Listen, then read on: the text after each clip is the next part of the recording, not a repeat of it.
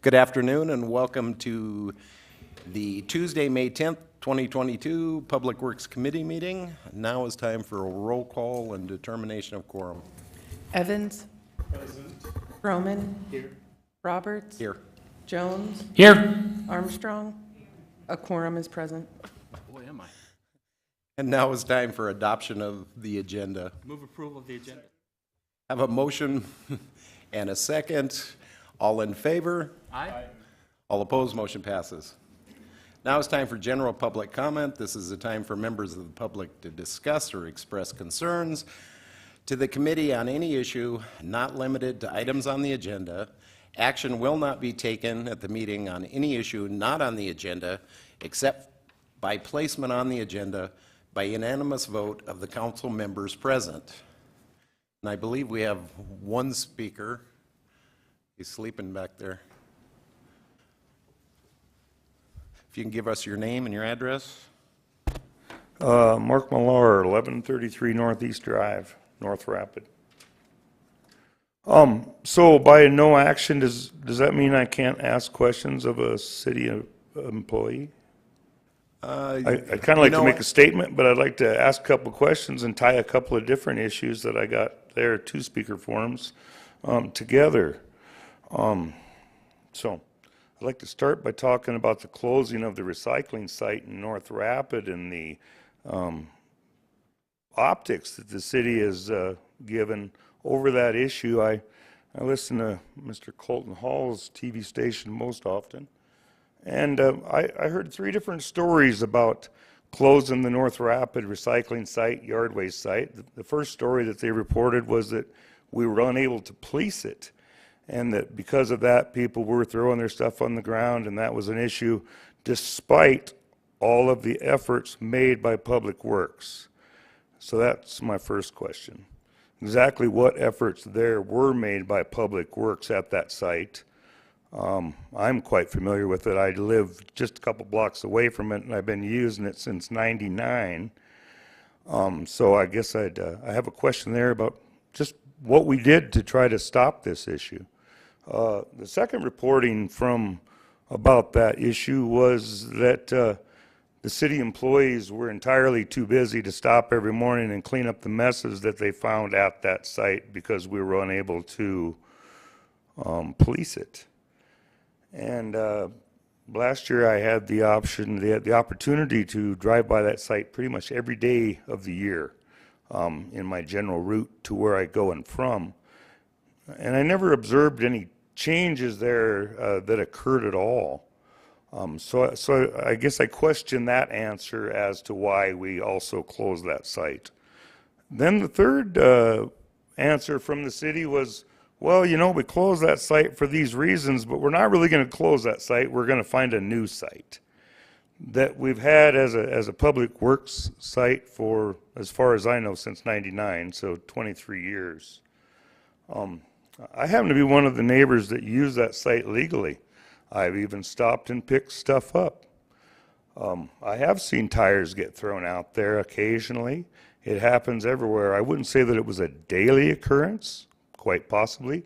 I own property in North Rapid. People throw trash out on my property all the time. I end up with tires all the time on my property because it's open to the public, and you guys get $5 or $7 a tire out there at the dump to take them, so it's easier to throw it off on my property. So finding a few tires at the site doesn't single you out as a problem. And so how far has the city moved along with finding an alternate site to replace a service that we've lived with for 25 years? Because I can tell you that of all the improvements that were ever done there to alleviate the issues with illegal dumping, I think I'd sure love to hear the Public Works man say this himself, but I think one time we hung a $10 sign there that said security cameras were in use.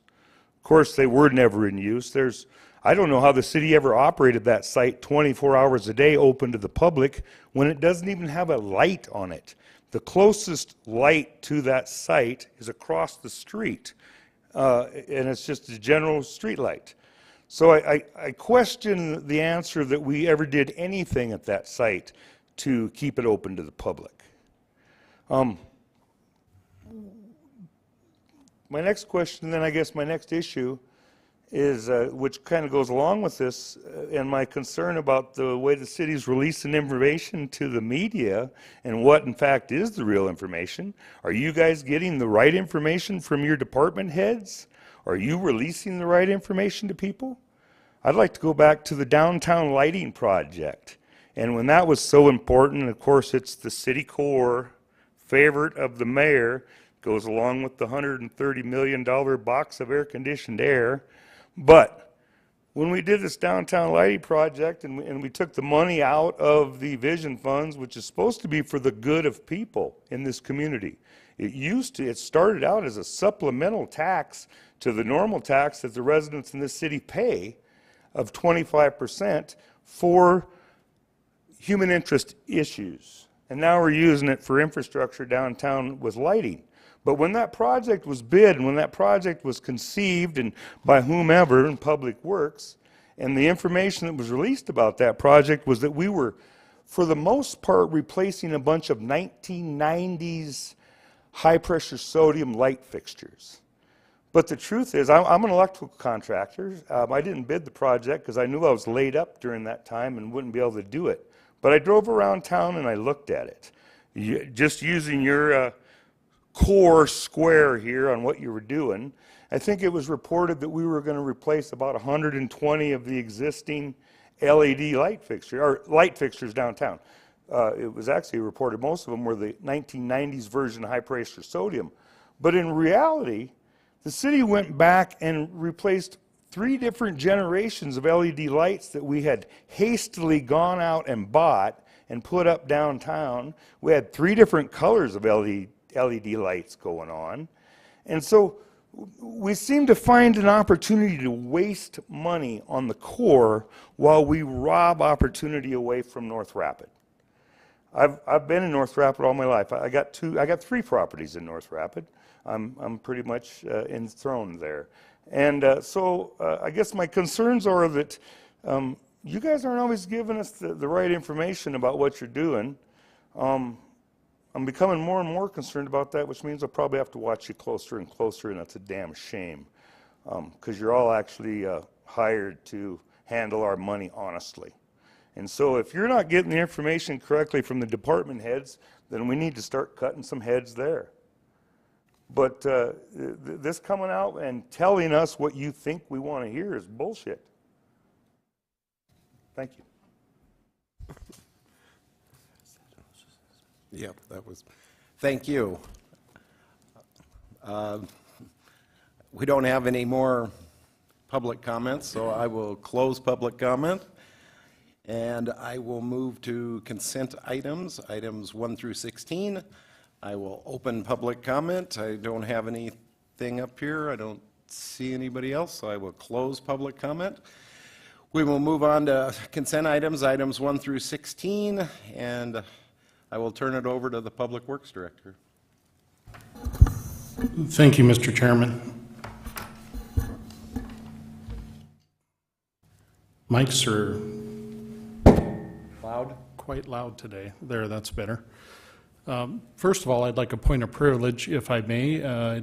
Next week is National Public Works Week. We've got a number of activities and events that we'll be putting on, and we'll be requesting public involvement in that. So I believe tomorrow Daryl will be pushing out some information on that, and we're excited to have those events and have the public involved.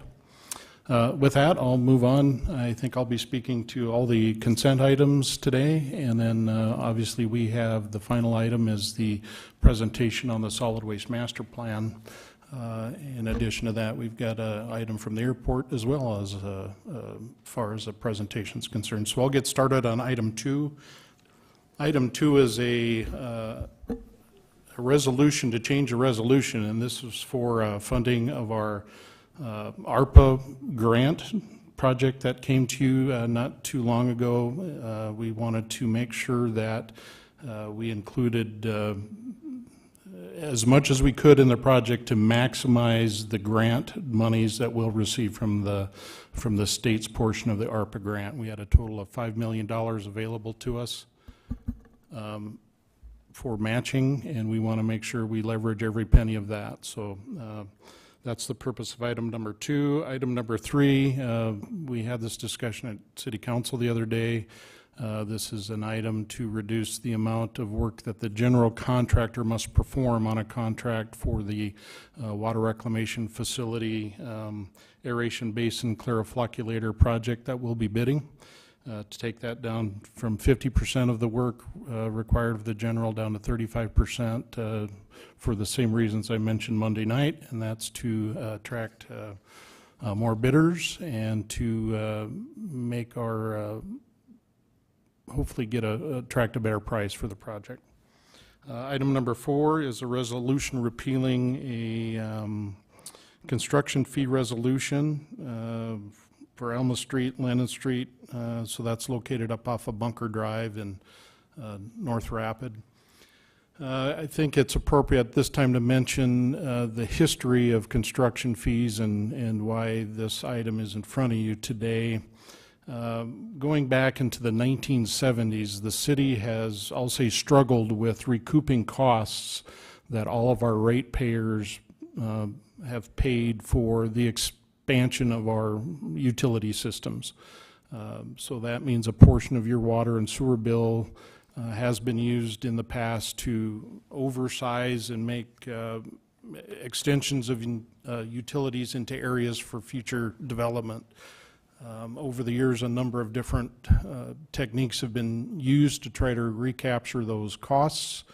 I believe in the late 90s, early 2000s, our current method of construction fees was adopted and has become the practice.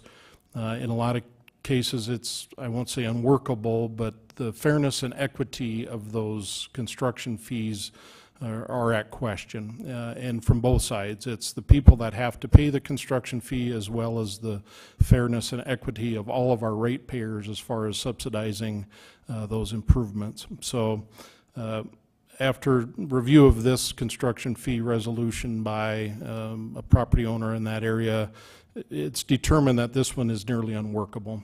So we're recommending that this be repealed. I think along with that, we need to take a look at all of our construction fees and adopting something that is more fair and equitable for our community moving forward. The nation uses a thing called system development charges.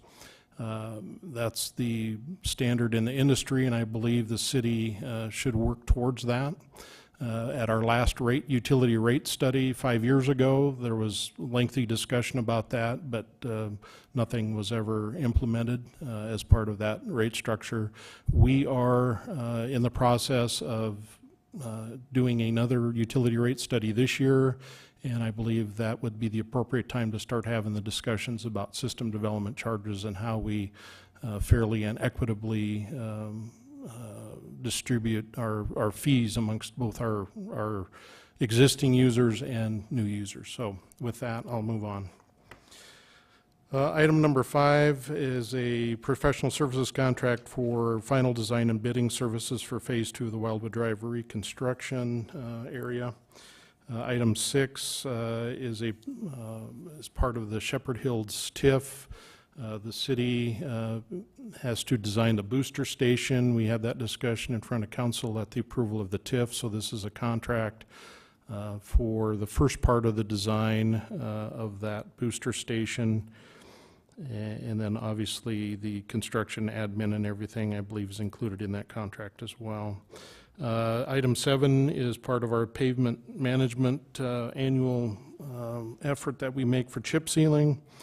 Item number 8, Robinsdale project, Fairlane Drive. This is a continuation of work that goes into Robinsdale Park. There was a major drainage effort. In fact, Alderman Jones, I believe, contacted me on this very intersection here a couple of weeks ago. We're ready to go with a project. It's been in design for a couple of years. We're we're ready to let that and finish this next phase of that project. Item number 9 is a water system in the Springbrook acres area. We've got some PRVs, they're called pressure reducing valves, that we're going to try to eliminate. They're expensive to operate and to replace. So we've got some changes planned in that area for some upgrades to get that water system to where it needs to be based on today's standards. Item 10 is a sweeper purchase, street sweeper purchase for the street department. It is a budgeted item. Item 11 is a purchase of a grinder for solid waste. This is, once again, a replacement of an existing grinder. You'll see on tomorrow's legal and finance agenda, I believe there's an item on there regarding the financing of this particular item. Item number 12 is a purchase of some furniture for some office space that we have here in I believe, the second floor. Item 13, it's an agreement with Dakota Pump to update our PLCs. It says primary logistics controller. Actually, it's primary or a programmable logic controller is what they are, and that's what runs all of our industrial equipment, electronics. So this agreement is to update that out at our MRF facility, or the MRF. And then item 14 is a farming contract. At the last meeting, we talked about a remediation contract, growing grass out there. This is actually other land that is owned out there that is not part of the remediation. We are just leasing it out for haying, if you will. And then item 15 is a sidewalk variance along Wildwood Drive, and the recommendation is to approve that variance request. And I believe Director Fisher is up next. Mr. Chair,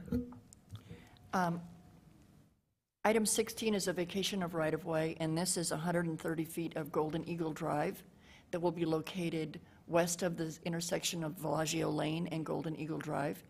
You may recall this item came before you originally as an exception. At your direction, the applicant withdrew that and has worked with staff to vacate the right-of-way and then secure it back as an access and utility easement.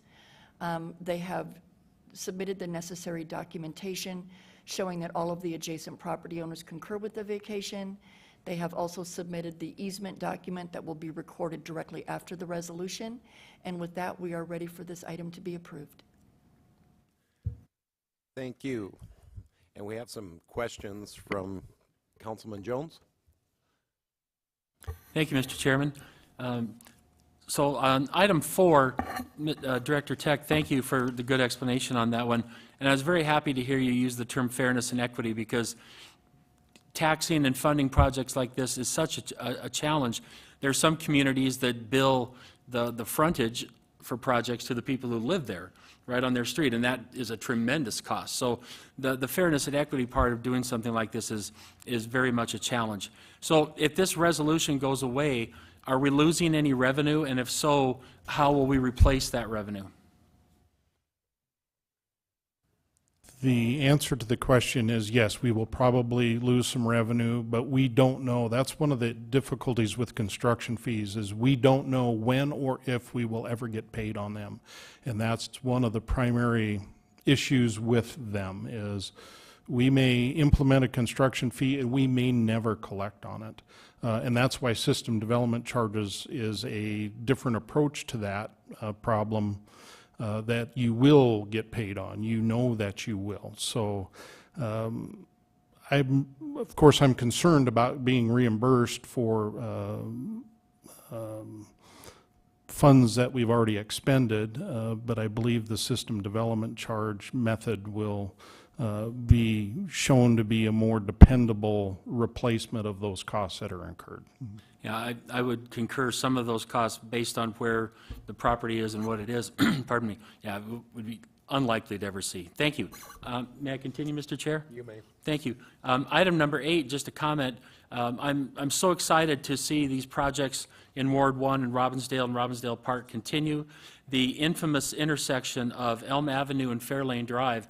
I've lived in South Rapid almost all my life whenever we've lived in Rapid, and that has forever been a big dip in the road and bumpy and just been a mess. And so I'm so excited that some temporary work has already been done on that to help, and I thank you, Director Tech and the Street Department for doing that. But this Phase 6 is really going to make a difference in that area, and it's just tremendous what has been done so far with this Robinsdale project. So well done, and thank you on behalf of the residents in Ward 1. And then item number 12, just a comment, authorize the staff to purchase a 4-desk cubicle system from Evergreen Office Products, which is a local business, and they matched the price from the low bid that we're required to go with. So I just want to say kudos to Evergreen Office Products. I'm glad we're doing business locally. I'm very appreciative of them giving us the price that we would have to go with. So the taxpayers win because we're paying the best price for the product and we're keeping the money local. So that's a good deal all the way around. So thank you, Evergreen, for working together with us. And that's all I have at this time, Chairman. Thank you. Thank you. Councilwoman Armstrong, you have the floor. Thank you. Test, test, test. Thank you. There we go. May I direct some questions and comments to Mr. Tech, please? Thank you. Mr. Tech, on number 11, why do we need a grinder?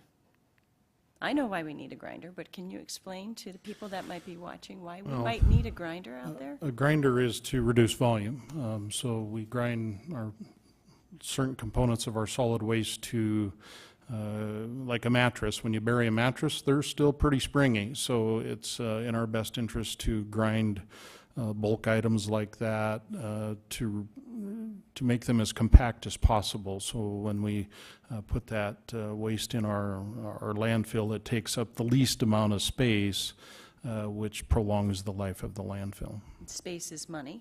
That's correct. Absolutely. And then I had another question relating, how long does a grinder last? Or the current grinders that we're using, how old are they? The current grinder that we're using, I'm not sure how old it is, but it has a significant amount of hours on it. And kudos to our operations folks and our mechanics that most of the equipment that we have, we run them until far beyond what the manufacturers typically see, and that's credit to the maintenance that they do on the equipment. So I can't speak to the actual age of what that piece of equipment is, but it's been well used and well maintained, but it's time to replace. Absolutely. Thank you for those comments. I yield. Thank you. Councilman Stroman, you have the floor. Thank you, Chair. May I address Director Tech? Dale, on number 5, which is the Wildwood Drive reconstruction, I think that's badly needed there. I mean, I've driven on that road quite frequently, and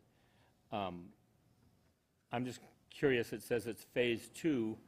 Are there more phases on the schedule for Wildwood, or is that going to take care of Wildwood for a while? No, I believe there's at least one more phase that we'll be doing up in that area, and I can't speak to what year that is funded for, but yeah, I believe there's some additional work that's going to be done in that area. Is it right on Wildwood Drive, do you know, or? This particular project, Phase 2, would be basically the southern portion of Wildwood Drive, and then it looks like there's 2.5 cul-de-sacs that will be worked on as well.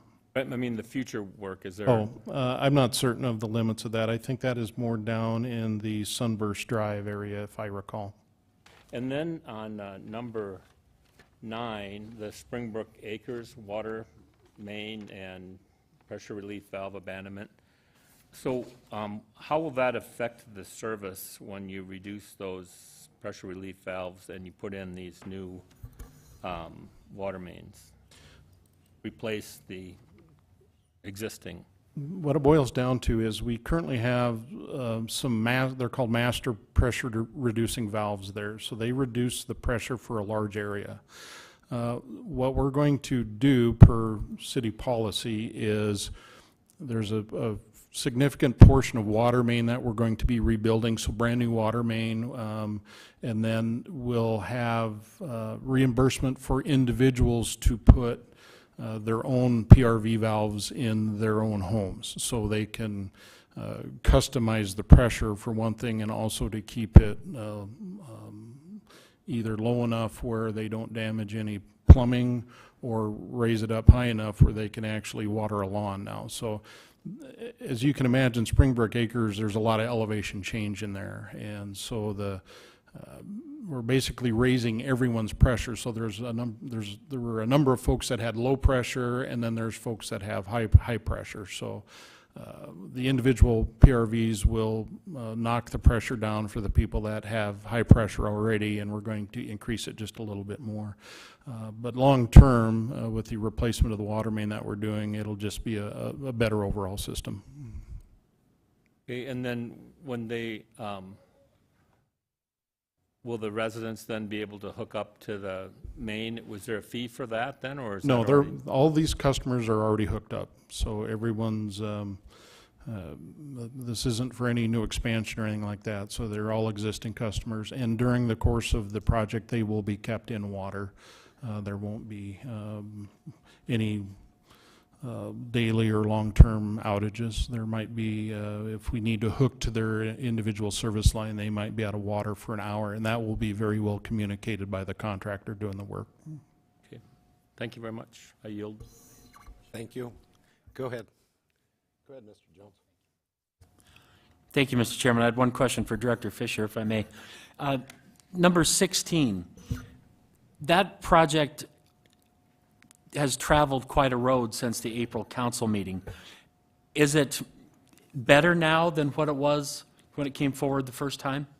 It appears that it is, and it appears that the process has been followed well, which I'm excited to see. But can you just kind of briefly walk us through that? Thank you. Mr. Chair. So in answer to that question, remember, this came about because of a proposal that we were looking at for a preliminary subdivision plan to create additional residential lots that bordered Golden Eagle Drive on the south side. And as a part of that, it was triggered that this leg of Golden Eagle Drive be constructed, or that an exception be obtained.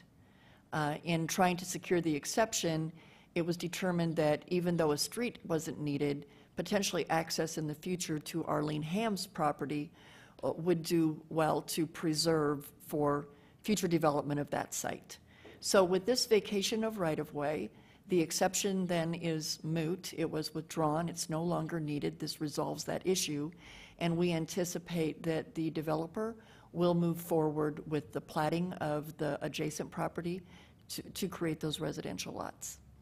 Thank you very much. This is a great example of when this came to the council didn't just say no. The council said, this plan isn't going to work. Please go back to the drawing board with our community development folks and others and look for another better plan. And that's exactly what happened here. So this is an exciting example of, I think, of how we're trying to work with contractors, with property owners, with homeowners to accomplish projects that meet everyone's needs, or as many needs as possible. So well done to your office, Director Fisher, and I appreciate the property owners being willing to relook at it. Because I agree, I think this is much better. The access to the Ham project up there was a concern, and so I think this is going to be a much better project now that a little more time was taken to let the process work and come forward like this. So thank you.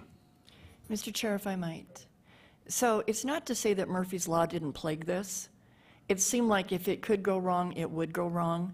I just want to commend the consultants for the property owner. They stuck with us. It seemed like we moved the target a couple times for them, but through due diligence and open communication, we have found solution, and we couldn't have done that without their understanding and patience. So I do want it to go on record that they were wonderful to work with, and hopefully we've got some internal issues resolved and we'll move forward in the future in a smoother fashion. Thank you, Vicki. I'm looking for a motion for items 1 through 16. Second. Have a motion and a second. All in favor? Aye. All opposed? Motion passes. Now on to non-consent items. We will move on to public comment. I will open public comment. I don't see anyone that has anything to say, and I don't have anything up here, so I will close public comment. We'll move on to item 17, airport presentation, key future airport infrastructure needs.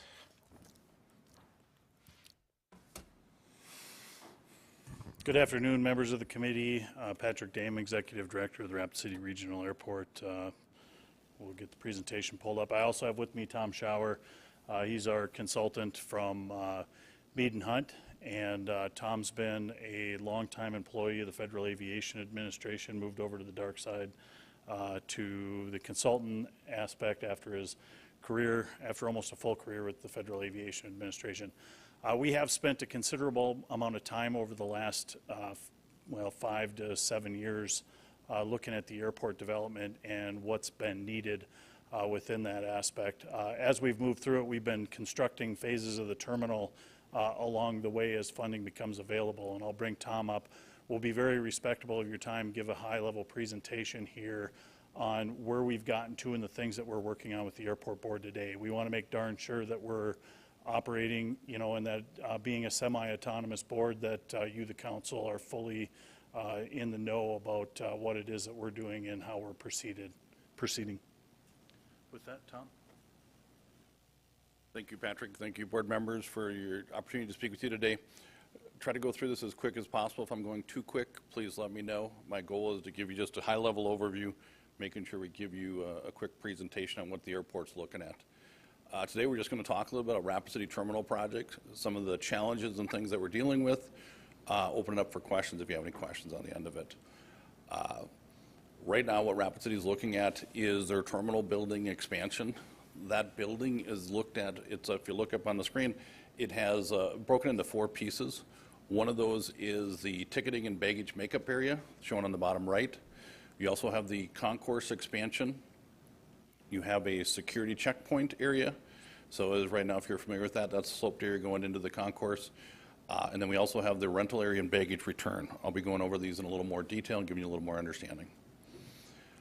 What you see up on there right now is the ticketing baggage makeup as it exists today. The existing side has a little bit of sawtooth ticket counters for those who don't fly in and out of Rapid City Regional. With the change in security back from 9/11, they now have security screening devices that look at explosive things like that.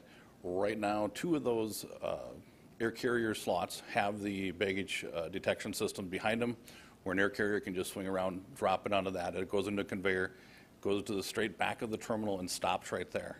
From there, it's loaded on the back of carts that are pushed into those slots and then pulled out. On the right side, what you'll see is in the future, they will go on to a baggage carousel, our baggage system that will automatically take it to the back, go on to baggage carousel systems, which allow it to be easily transferred into and out of luggage carts. This is what you normally would see on the back of most airports. Just an example of, looking at Sioux Falls, Fargo, Bismarck. These are typically what you would normally see on the right for the last 20 years. Rapid City is extremely behind the curve on this, and why that's important as we look at staffing issues, we want to make sure that we're making it as easy as possible for work to be done, easier on the employees, easier to get people to do that manual labor. So those are some of the things we're looking. It also automates the inline baggage screening process, which makes it more efficient to handle larger numbers more efficiently and more expeditiously. Included some photos. You can kind of see when I top upper left-hand corner, you can see where people are loading carts with luggage, and they pull them out and hook them onto tugs that take them out to the aircraft. A huge amount of manual labor goes into some of that, and again, that's very atypical in today's society at the airports to see that kind of level. Again, if you go back to most of them on the drawing on the right, shows where you'd have baggage carousels where the luggage would just be kind of slid over at the same elevation right into a cart, making it much easier, much less laborious. Also, one of the things that goes on with the development is that sawtooth ticket counters are now put into a linear. If you'll notice the front of that, it actually is much more linear. What that linear does is a couple different things. One, if you're not familiar with the airport, when you step away from the counter after checking in with the air carriers, you got a much better viewpoint of where you're going. And the new, if you haven't been out to the airport, they've added and expanded their escalators and elevator areas and stuff like that. This is part of that. Opens that area up, gives you a little better view shed to know where you're going and wayfinding. It also allows, one of the other things that people aren't aware of is it allows air carriers to share gates and to expand and contract as needed throughout the day, making the use of the space much more efficient and effective. So trying to maximize the use of the space we have. As we look at that right now, this is going to be, and I'll get into the numbers a little more later as well, but planning level estimates are between $25 and $35 million for that portion of the project, and gets into the details on that. As I said, there's 4 different phases of this project. The other phase would be, another phase would be the rental car area. The picture on the right you can see is when some of the larger aircraft come in, people are waiting to get their rental cars. You have quite a bit of congestion there, and that's in and around the baggage carousels as well. The phase of this is tentatively planned to add a 3rd baggage carousel, as well as expand that walking area and queuing area for the rental car areas. This is probably the 4th phase of the 4 of them as far as priority, but it kind of deals with that main part of the terminal area, so I wanted to cover that right after it. Cost on that estimated right now, planning levels is $9 million to $13 million. We're in the process, we've done the preliminary planning, we're now going into schematic design, and we'll be refining all of these. Next item was, what we initially had in the plan was to do a security checkpoint expansion. That's on the slope of the existing concourse where you come from the main terminal down to the concourse. Just recently, from the time the planning study was done, TSA changed some of their rules. Their new equipment does not allow it to be on the slope. So we are in the process of redesigning that whole checkpoint area and where that will go. So this is in a state of flux, but we're currently working on options, and we're working with the city leadership or the airport leadership on a location to put that fits within the flow, getting your passengers from the main terminal portion out onto the concourse through the security. One of the things to point out right now, you have 2 security check lanes. They were trying to bring in new equipment for the 3rd one, which is extremely tight. In the future, TSA and our planning levels are looking at expanding that to 5 check lanes to accommodate future traffic. The last thing that we wanted to cover on this is the terminal concourse. And you have 2 drawings up there in front of you. One is what we refer to as the full build, one was the partial build. Initially, when embarking on this, we looked at and worked with the airport leadership, trying to be mindful of cost of these projects. We felt that the initial build being partial would probably accommodate everything we needed. Again, we realized money's hard to come by, so we chose an option that was a little more reduced in comparison to what the full build was. I'll get into a little bit more detail on that as well. That build is just roughly $30 to $35 million. It includes up to 10 gates, and would handle, the gates are where you have the jet bridges going out and things like that for those who are unaware of it, and would cover what we had initially anticipated for traffic. The question in front of the board, and I'll get into why this is now a question, is should we re-examine and go to the full build, which goes up to the 12 gates and 13 parking spots? One of the things that we're looking at is the gate that's on the bottom right hand of the terminal building right by the letter C. Because of where that's located on the side of the terminal, tugs coming in and out of the area that's labeled as A is going to come out, they're going to be headed right at the aircraft that's there. That is a concern just from a safety element. It's not the only driving factor in this, but that's one item that we think will probably reduce on either the options, go from 10 gates down to 9, 12 gates down to 11. So that's an issue. When we also look at that, we're going to talk a little bit about capacity and ability to handle the peak traffic going in and out of your airport. The cost on this is roughly about $15 to $20 million more.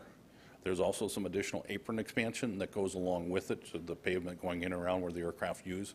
So you're probably talking roughly a $25 million increase. What are some of the things that are going on in your great community that's impacting this? As when the planning was being done, Ellsworth Air Force Base expansion was known, and it just seems like as more and more details come in, that expansion is looking at more and more people added to the community and more expansion. That's one little, as I tell people, it's kind of a death by 1,000 cuts. You have all these little good things happening that add up to real impacts at the airport. You also have more and more increase of entertainment venues being added here and in and around the hills that are driving more and more traffic. The more traffic you get, the more passengers you get coming in, the more venue wants to expand, so it kind of feeds that beast onto itself. The other thing is you can't talk to anybody in the country without knowing the population growth going on and the draw to the Black Hills and the Rapid City area. So as we look on this, we get concerned with that as well, and how does that fit into it. Some of the key things, though, and I have an image up there, and as Patrick and his staff advised me, they go, aircraft don't back into the spots, Tom. I said, yeah, I understand that. I said, the purpose of that is to give you a little bit of an idea of what we refer to as upgauging an aircraft. A lot of times your passengers right now are coming in on regional jets that either like a 50 or 70 passenger aircraft. With the pilot shortage that's going on, airlines are upgauging their aircraft. So instead of maybe having a 50 passenger or 76 passenger, you may come in on 128 or 133 or 150 or 220 passenger aircraft. What that does, it changes the whole dynamics of your hold room, how much space do you have for seating, things like that. That is the thing in the industry that's changing very rapidly, and if you're not seeing that now, you'll see it in the near future. Also working with Patrick Dame and his staff and the air service consultants. Over the last several years, they've been working hard along with the tourists group in Rapid City to bring in additional airlines. Southwest, JetBlue, Breeze, Frontier, and Alaska are seriously looking at entering into the market in the next 5 years, and we anticipate that happening. What does that mean? What does that look like? I want to give you a little feel for not only the upgauging of the aircraft, but additional aircraft fleet. Before I do that, is up there just to give you a little bit of feel for the drawing on the left. The biggest thing to get out of that is pre-pandemic numbers. 2021 just finished up. I think we were a few thousand less than in 2019. So the airport's relatively fully recovered from pre-pandemic levels. And that's a great sign. That's not like that across the whole country. So you're doing exceptional. The image on the right, the graph there, the thing I wanted to highlight there is you guys actually see over a 4-month period, you have a period that's double what your normal winter months operations are. So you have that tourist peak that drives the size of your terminal. One of the things that people don't often understand is terminals are designed off your peak hour. So we don't go, well, you're around 350,000 people through your terminal, it should be this size. It's how many people per hour come in. So when we look at upgauging aircraft, that makes a big difference. If somebody comes in instead of 50 passengers, comes in with 140, you all of a sudden have to accommodate 90 more people. The next chart shows your 2021 flight schedules. You had peak hours, and there are different breakouts on it in the summer, weekend, summer weekdays, and then the winter. And you can kind of see in the summer weekends, you're running peak hours of 300, 394, and some of those. That's what you're looking at right now, and if you're traveling during those times, you can see the terminal is quite constrained. We anticipate by in 2030, with the increase of the fleet, that you'll see peak hours running on weekdays and weekends in the 700s, notably larger. So as we look at those hold room sizes, peak hours operations, along with what these are, the gate demand, how many aircraft can you have parked at the airport? Right now, we're looking at, in a perfect day in 2030, and everybody playing nice in the sandbox, that airlines would only need like 9 to 10 gates. That doesn't take any consideration if a gate were to have a mechanical problem, if an aircraft were to have a mechanical problem, and accommodating those. So a lot of this goes into how do we make this work. Therefore, right now, we're working with the airport board, and we're just letting you know, that they're deciding if we want to go back and reconsider the smaller terminal concourse or the full-size terminal concourse. We'd certainly love to hear anybody's input on that as well. Right here is an image from, I can't remember if it's This is 2021. 2021 over the rally week. Give you a good feel for, you have 2 aircraft coming in and out. One of the things I wanted to point out is you'll notice on the left side of the apron there is it's very tight, and you'll notice the aircraft swerving to, and that's always a controlled traffic, but it's swerving to get out of the way of the other one. That's really tight with the upgauging an aircraft.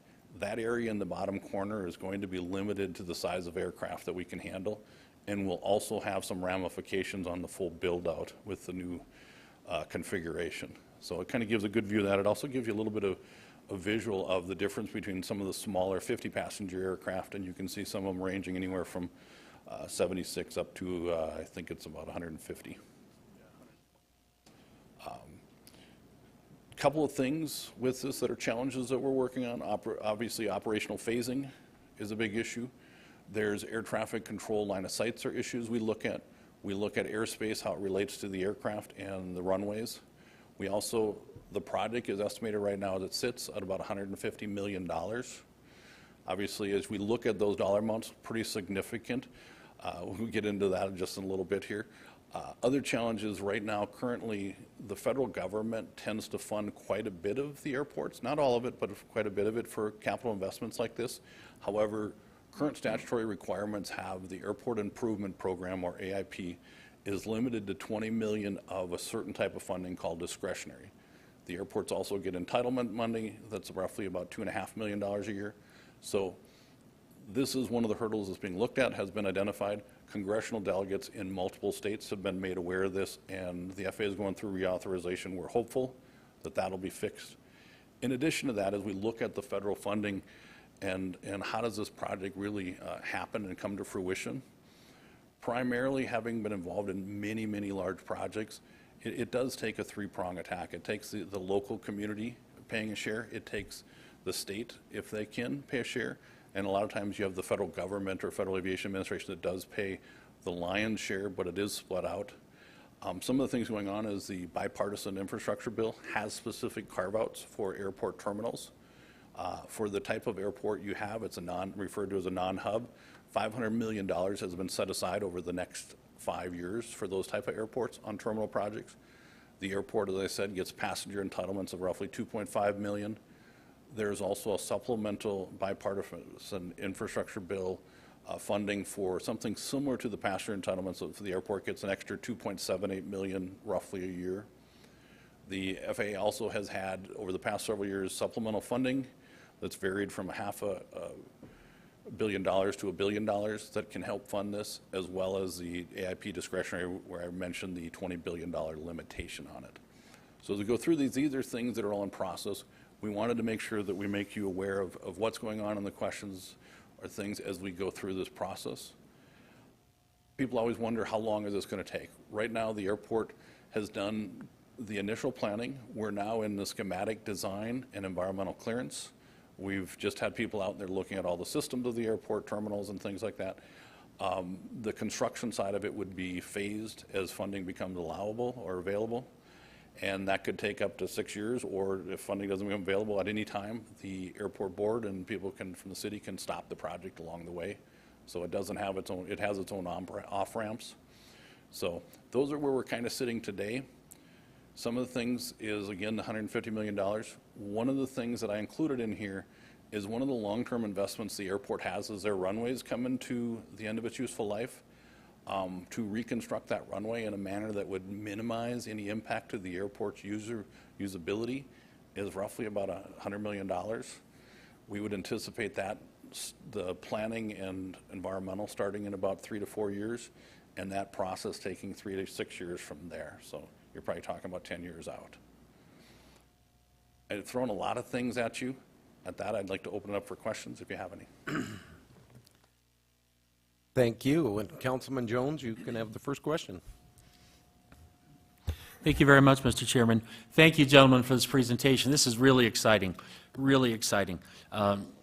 Over the weekend, Saturday morning, I flew out to Washington State for an event with my family and just flew in back Sunday night. And boy, are my arms tired. Just flew in. And I was excited to see our airport in so many ways. The airport that I flew into in Washington State serves an area of over 200,000 people, metropolitan, commercial, industrial, research facilities. And the biggest plane that flies into that airport is a 48-seater, tiny or small plane, 12 rows, 2 on each side of the aisle.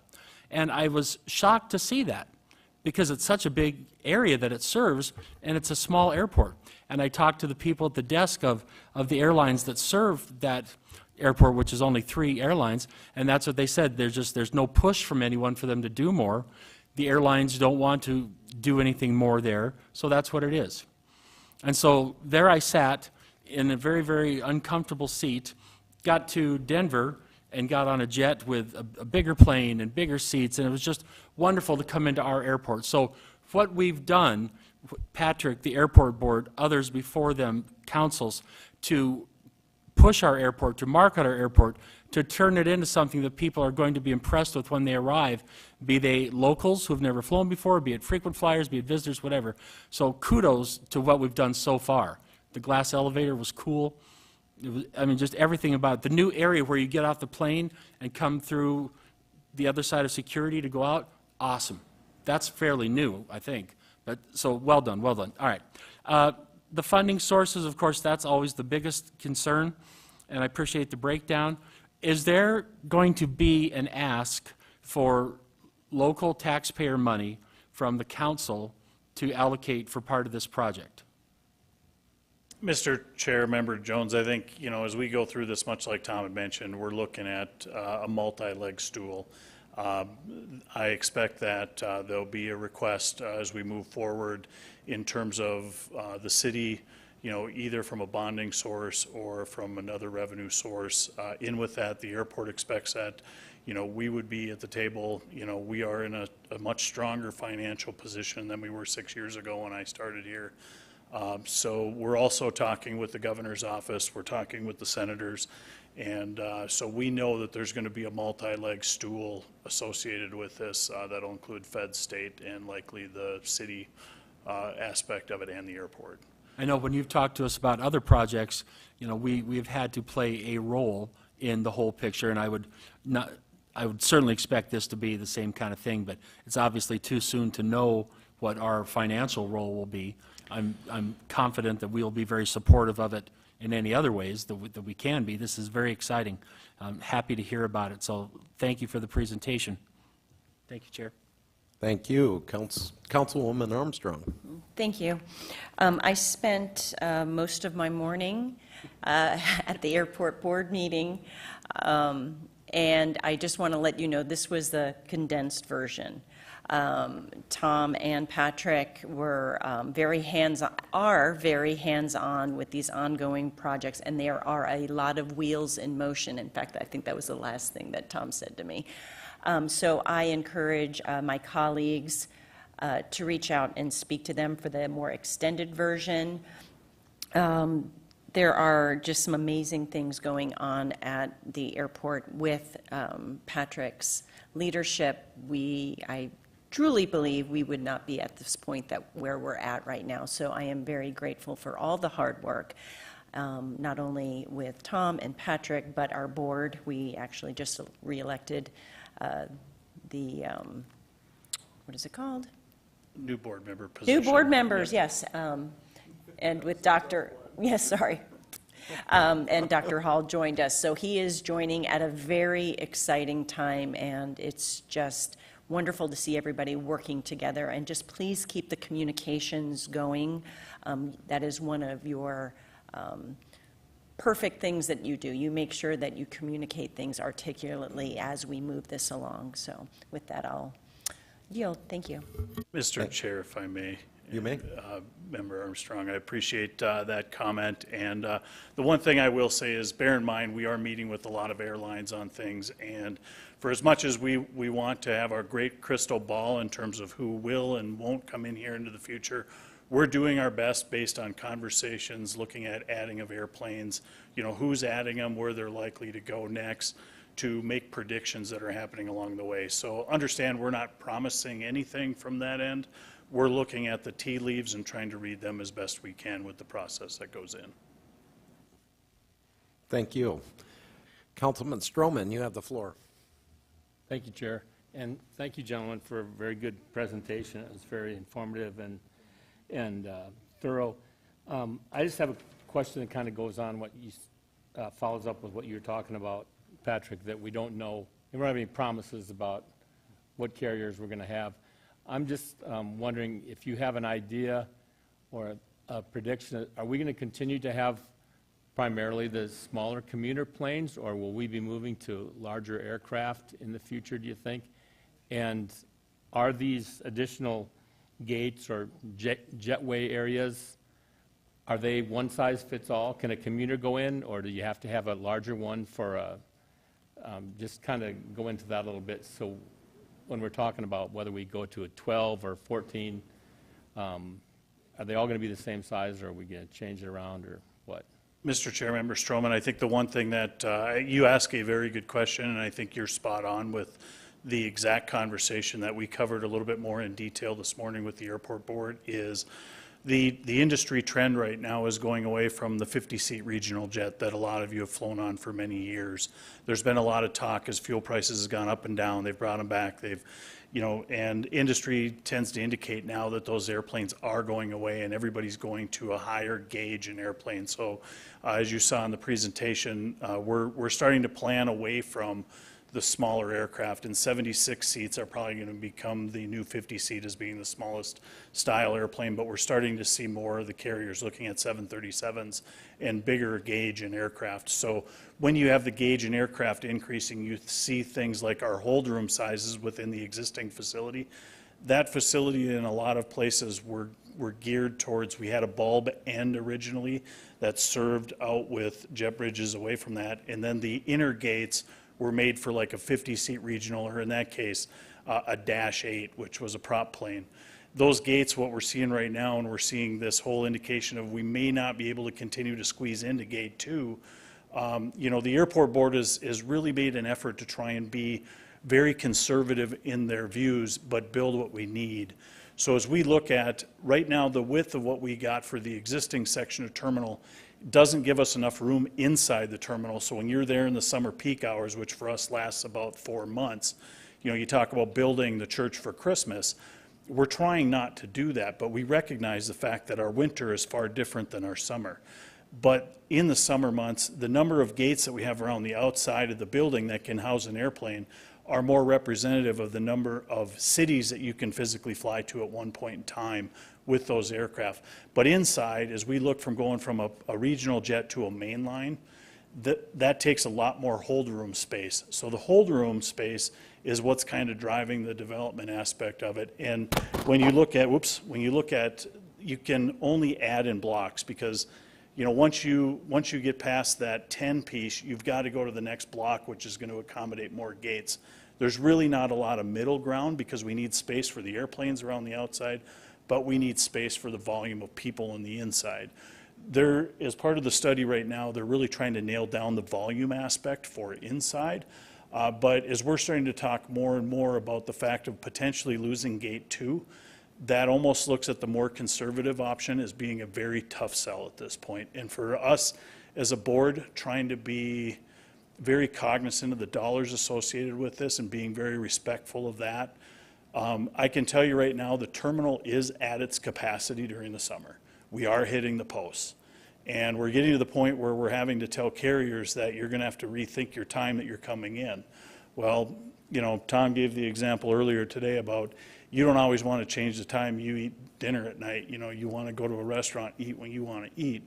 You don't always get to pick and choose that. The restaurant doesn't choose that you want to come in at 2 o'clock in the afternoon.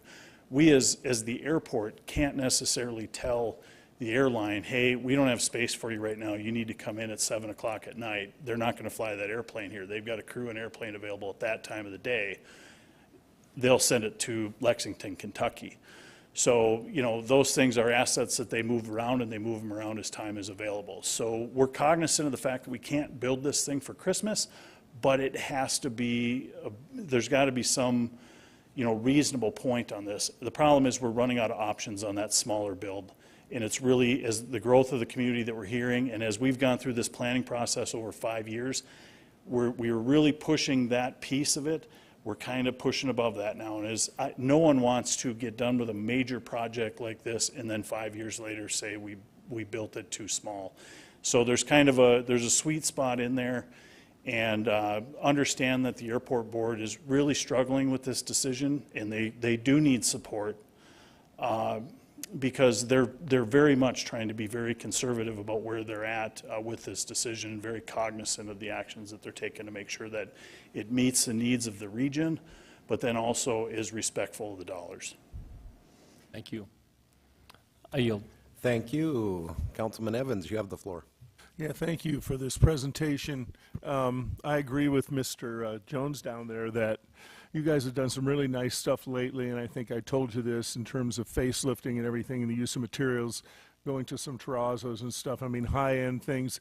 Image matters, and when you get off the plane, first impressions matter. And I remember when I first stepped off in Raleigh-Durham, that gorgeous terminal, if you've ever been in it, it's something you need to see. It makes a great first impression on what your town is all about and where you're heading. And anyhow, so thank you for doing it well. And I would also encourage you, never build on the small side. It's always easier to do it because we're going to keep growing. Somebody recently shared with me, when they built Rapid City High School, I think a lot of us knew that the top 2 floors were pretty much unoccupied back in the 30s because it was overbuilt. But a lady shared with me that she was actually boarded, and they would come in from out of town and they would stay during the week in the upper floors of that building. I did not know that until a couple weeks ago. So there's always ways to, use the building until you're actually using it up for its intended purpose. But the question I have for you right now is, have funding sources obviously are an issue. And if you recall, I was one of the ones who voted against letting out-of-towners serve on the airport board a couple years ago, and my reason is I don't believe in letting people participate unless they want to pay. So my question for you is, are we making any moves toward an airport authority, extending the taxation area, and moving in that direction at all? Mr. Chair, Member Evans, we are moving towards I actually have a proposal in my inbox right now from a company who will start to study that as well. So that will be a topic that the airport board will be addressing in the upcoming month or two. Well, it's a difficult question because our reach is really big. It reaches clear out to Gillette, but so does Billings. So how do you fight over an area like that, and how do you work across state lines and everything when you do have a regional authority like that? So it's going to be a difficult thing question to answer. But anyhow, I just wanted to bring that up and see if you're moving that way. Yeah, and state law does, so based on the initial study of that would be to start with probably not going across state lines, but as big of a region as possible, and then bringing it down to acceptability. Thank you. And if the committee doesn't mind, I would like to ask a few questions too, or make a few comments. Patrick, I think you're doing a wonderful job out there. I think you know that. Probably the best investment Rapid City can make in the next 5 to 7 years is our airport. If you look at everything that's going on in Rapid City as far as our growth, I talk to people daily, talk to multiple people, and have multiple people that move into the area that need the airport, because now a lot of people don't have to necessarily work wherever their headquarters are at. They can work remotely, but they still need to go wherever it is they need to go. So I think that, the numbers that we're even looking at now are going to probably be a lot less than what it's going to be in the next 5 to 7 years.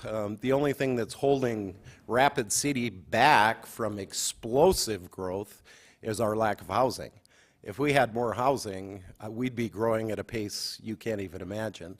So I think that, over the next 5 to 7 years, hopefully we can get more carriers in, because the only complaint I ever get from people is, why is it so expensive to fly out of Rapid City, South Dakota? But you got to realize we're in the middle of nowhere. So, but if finally on the national scene, the middle of nowhere became somewhere and everybody wants to be here all of a sudden. So I think we're going to see huge growth out there. I'm glad that you're at the helm of this. Your hands are full. I'm sure it's like juggling cats most of the time. But I think that we're going in the right direction. And Rapid City would be absolutely insane not to make whatever investment we need to make out at the airport over the next few years. So anyway, thank you very much. Thank you for coming. So I'm looking for a motion on item 17 to acknowledge. So moved. Second. I have a motion by Councilman Evans and a second by Councilman Jones. All in favor? Aye. All opposed? Motion passes. Item number 18. Solid waste presentation, master plan status update, and a path forward.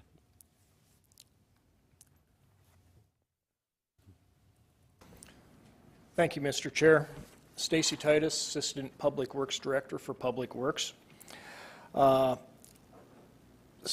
Works staff and myself are here, as well as our consultant, Burns and McDonald, to give a short presentation on the status of the solid waste master plan. First off, I want to say good afternoon to the committee members, which I forgot to do early on. This presentation will give us an update, it'll give a description of a path forward, and I promise you it will be short and brief. At this time, I'm going to introduce Luke Rodick with Burns and McDonald, and he will give the majority of the presentation. Thank you. Thank you, committee members. Appreciate your time this afternoon. Like Stacy said, we'll keep this short. So the first couple of slides will just be recap slides from information that was presented to you all back in June and July of last year. And then we have just a couple of slides talking about path forward and finalizing the master plan. So this graphic just shows the overall process and schedule of the master plan project. So it really kicked off in July of 2020. We went into an extensive phase of data gathering and operations assessments and just analysis also. So that led into developing the baseline cost of service for the solid waste division overall. Once we got to that point, we had a lengthy workshop with the stakeholder group as part of the project to talk about scenarios to evaluate, so whether that's operations, services, rates. So we decided on a path forward as far as which scenarios to evaluate, and that brought us to the stakeholder engagement workshop in April of 2021, where we really ironed out what the impacts were to the rates and what rates were needed to sustain the current level of services and operations for solid waste. And then we presented to you all in May, June, and also July of 2021. The rates were approved in July, and so then we continued on into drafting the overall master plan report, which was October of 2021, which was delivered to the city project team. Since that time, we've been in somewhat of a holding pattern on review and finalizing of the report due to some of the well-known staffing shortages with the solid waste division in particular, as well as some of the public works division. Now the team as a whole is ready to refocus and go forward with finalizing the plan.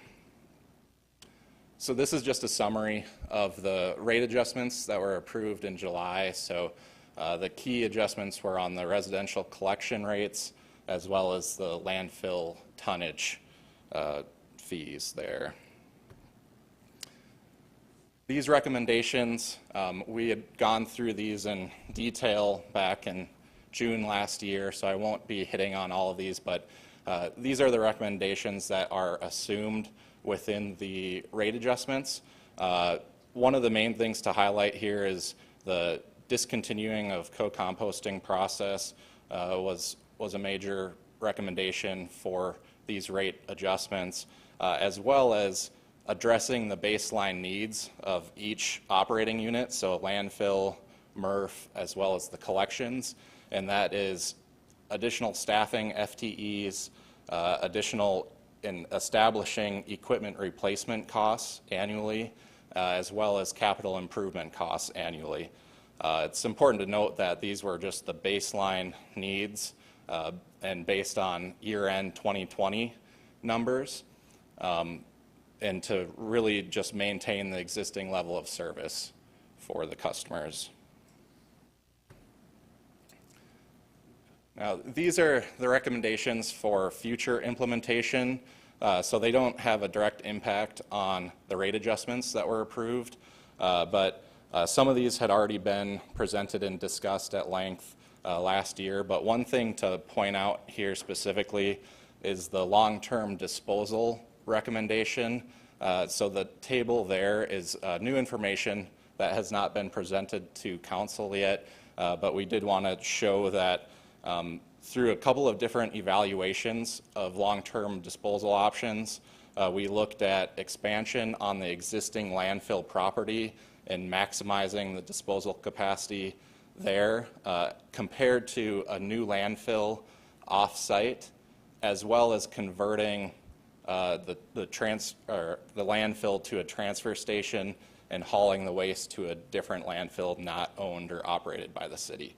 So those were the three main scenarios that we evaluated, and it's clearly from an economic standpoint, expansion on the existing landfill property is the most viable option for going forward in the future by a significant margin there, as you can see in the table.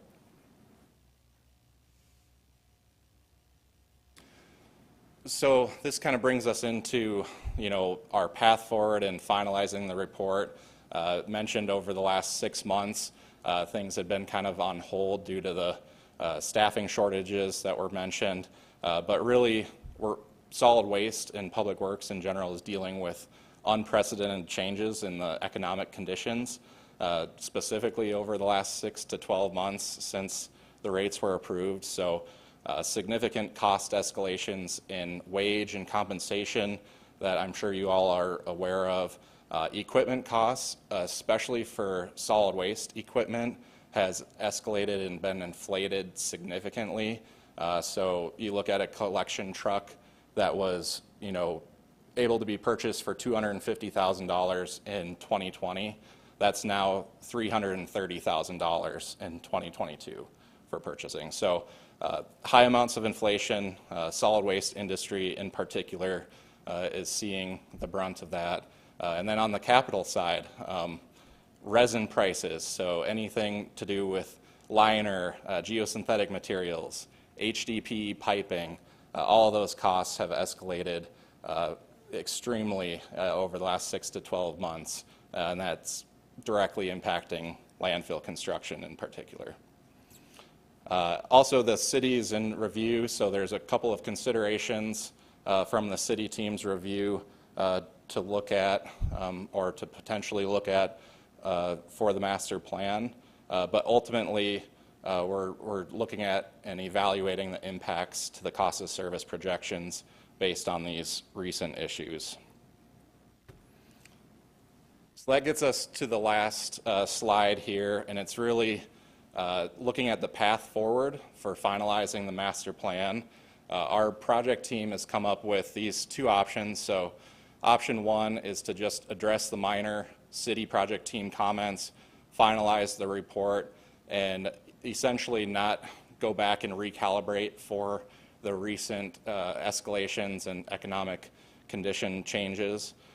Option two would be to further evaluate and incorporate updates into the final report by assessing the impacts on the cost of service and the projections within our cost of service model, and then looking at possible rate adjustment changes or possible changes in services depending on what the outcome of that assessment is.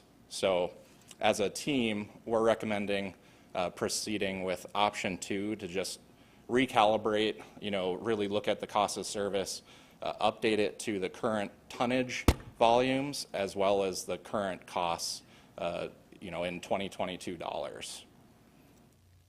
So with that, open for any questions, and thank you again for your time. Councilman Stroman, you have the floor. Thank you, Chair. And thank you for that presentation. It's very informative, and I appreciate the planning that you guys are doing and the strategizing you're doing for the unprecedented growth that we're expecting. I have a question about, with that anticipated growth, will that help to flatten the fees? Are we going to achieve some sorts of economies of scale if we have more population to spread that out over, or is it just going to increase things exponentially, I guess, anyway? Yes. Do you have any thoughts on that? Mr. Stroman, yes, thank you for the question. So the increase in tonnage that the city is seeing and the landfill is seeing is a revenue increase. Part of this evaluation would be to look at how that revenue increase compares to the cost escalations. The other part to consider is that increased tonnage is also going to expedite the capital improvements from a landfill cell construction standpoint. So you're going to be utilizing more capacity within the landfill quicker as the life of the landfill progresses. So there may be a need to build up reserves to look at, off-site options sooner with that tonnage increase. So I think the impact to the rates will just need to be looked at during this assessment of option 2. Okay. And do I understand that earlier in the presentation you're talking about the most fiscally responsible, I guess, option would be to expand at the existing site? Is that okay? Correct. So, yeah, looking at this table, and just to explain it a little bit more, so that middle column is cost per cubic yard of airspace. That's just looking at the capital costs for building landfill expansion for the first 15 years. So expansion on the existing property would be between that $2.80 up to $4.44 per cubic yard. Going off-site for a new landfill on a new property, that initial 15-year capital costs would be more than double what the expansion is on the existing property. And then from an overall operations standpoint, that's what's highlighted in the disposal cost column, which is the column on the right. So the operational costs are also significantly higher off-site versus expansion on-site. Thank you. You've answered my questions well. Thank you. I yield. Thank you. Councilman Jones, you have the floor. Thank you, Mr. Chairman. So the days of going to the dump are gone. I remember growing up, we want to get rid of something, just take it out of the dump, get rid of it. All across South Dakota and other states, small communities are struggling as to what to do with their garbage. Maybe some have rubble sites now with less restrictions, but the rules and regs for operating landfills just continue to grow, and they're probably not going to relax.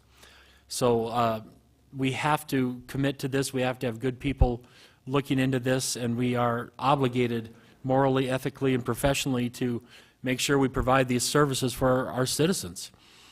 Does this include any expansion of recycling in the town? Drop-off points, we're taking a bit of a whooping right now for closing the one on the north side of town, and I've always been told that recycling is a huge part of our overall management of solid waste. And so what role does recycling play in all of this expansion?